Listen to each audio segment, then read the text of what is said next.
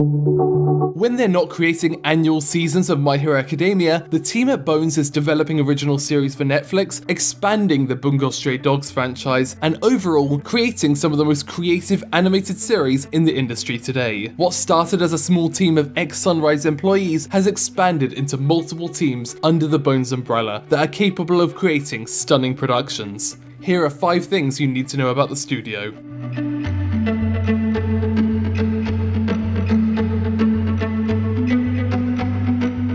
I mentioned Bones came out of Sunrise, but it was specifically the group of artists that initially worked on Cowboy Bebop that went on to set up the studio, including the producer, animation director, and character designer. For this reason, when Bandai wanted to create a film version, they created it at Bones instead, so that the original team could execute it. This is the reason we've seen Shinichiro Watanabe return to the studio for both Space Dandy and Carol and Tuesday. It's a team that he's familiar with, and he knows that the Bones team have a passion for creative original projects.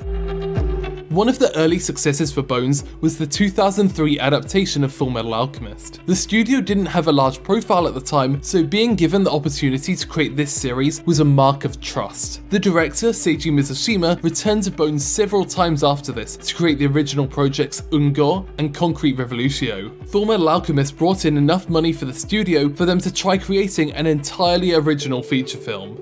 This was Sword of the Stranger. In fact, studio president Masahiko Minami has mentioned that he'd love to make a sequel to it in the future. If you look through Bones' library, you'll see a lot of action, mecha, and science fiction shows. This is no accident. When asked, President Masahiko Minami didn't see much appeal in creating MOA Anime, despite the fact that he recognizes it does have wide appeal. He believes that although MOA Anime is popular, the works he creates at Bones have a wider, more international appeal. However, despite this, the studio has created shows like Show by Rock and Soul Eater Not, so they're not entirely immune to MOA Anime. I mentioned that Bones recognizes their international appeal, but that's an understatement. They live it. In fact, they were chosen as the studio to create My Hero Academia largely due to the fact that Toho Animation recognized that they were a studio that was popular overseas. The same is true for their collaborations with Netflix, culminating in Aiko Incarnation and the upcoming Super Crooks anime. One of their biggest attempts at reaching for an international audience was Space Dandy, which was released in English dub and Japanese around the same time. Created by Shinichiro Watanabe, Minami had expected a lot more buzz from it, but was ultimately disappointed that it failed to capture as wide a market as he'd hoped.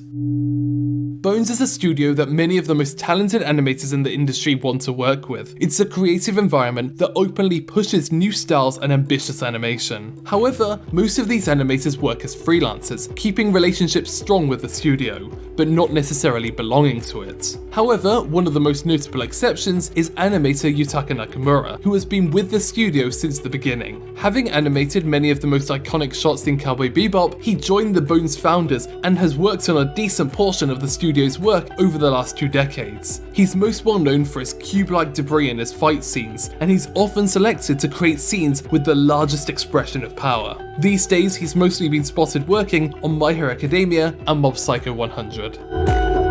Thanks for watching OTAQUEST in Japan, and feel free to subscribe to find out more about Japanese anime, games, fashion, music, and more.